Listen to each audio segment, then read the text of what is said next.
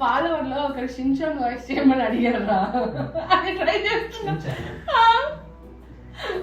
పాప డాడీకి ఏమో వస్తుంది, రావట్లేదు. ట్రై చేస్తాను ఒకసారి.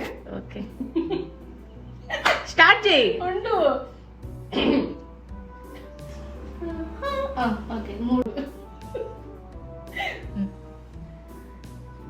చెవిలో ఇయర్ ఫోన్స్ పెట్టుకుని మంచి పాటలు వింటున్నారా డాక్టర్? అలా కాదు, నేను చెప్తా చూడద్దు, నేను చెప్తా చూడు. చెవిలో ఇయర్ ఫోన్స్ పెట్టుకుని మంచి పాటలు వింటున్నారా డాక్టర్? ట్రీట్మెంట్ చెయ్యరా?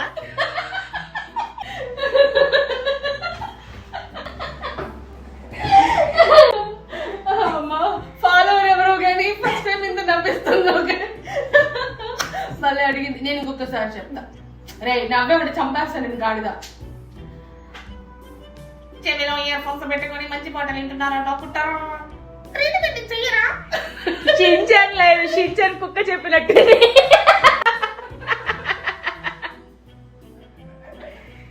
లాస్ట్ నేను చెప్తాను, అలా చెప్పాలి. సరే నువ్వు షిన్చాన్ చెప్పు, నేను వాళ్ళ అమ్మ క్యారెక్టర్ కి చెప్తా. సరే. కానీ చెవులో ఇయర్ ఫోన్స్ పెట్టుకుని మంచి పాటలు వింటున్నారా డాక్టర్? ట్రీట్మెంట్ చెయ్యరా? ఇక మాట్లాడింది చాలు షిన్చాన్, కాసేపు ఊరుకుంటావా?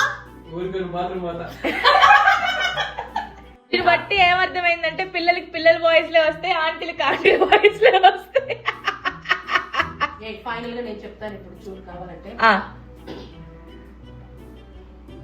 చెవిలో ఇయర్ ఫోన్స్ పెట్టుకుని మంచి పాటలు వింటున్నారా డాక్టర్?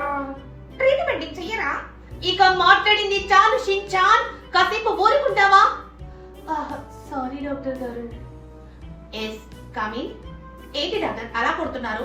లోపలికి వస్తారా ఏంటి? టక్కని జ్వరం పోవాలని ఇలా టక్కని కొడుతున్నారా డాక్టర్? ఎవరు కాదు లేదు ఇక్కడ. కామెంట్స్ లో ఫాలోవర్స్ చెప్తారు నువ్వు గెలిచావా నేను గెలిచానా అని. మొత్తానికి షిన్చాన్ డబ్బింగ్ ఛాలెంజ్ లో ఎవరు విన్నో కింద కామెంట్స్ లో కామెంట్ చేయండి. Bye bye.